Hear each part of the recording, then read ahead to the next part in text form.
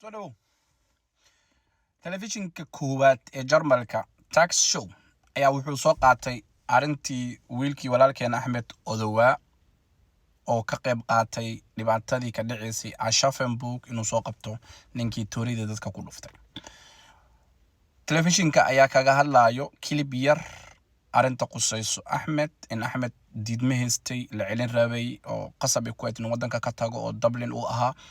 Okay, laakiin dadaalo ay sameeyeen shacabweynaha Jarmalka qaasatan reer Bayern ayaa Axmed waxa u suurta gashay in calashan dalkan uu sii joogo lagana jabiyo faraha Dublinka. Videoga ila daaw insha Allah. Dieser Fall hat in den vergangenen Tagen für Aufregung gesorgt. Er half dabei, den Attentäter von Aschaffenburg festzunehmen, doch ihm drohte laut Medienberichten als abgelehnter Asylbewerber die Abschiebung. Doch jetzt ist klar, Ahmed Odowa aus Somalia darf erstmal in Deutschland bleiben. Hier